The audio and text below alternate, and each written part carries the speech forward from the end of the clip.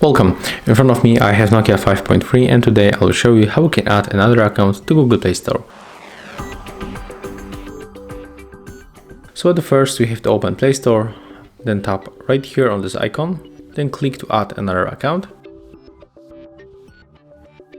Click right here and then just input the email that you want to log in.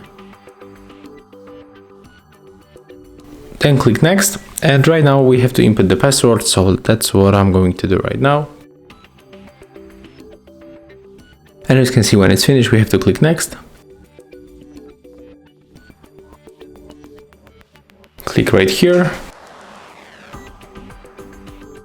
And as you can see right now, we can click not now, and then we can easily switch between the accounts when we are using Play Store. So if you find this video helpful, remember to leave a like, comment and subscribe to our channel.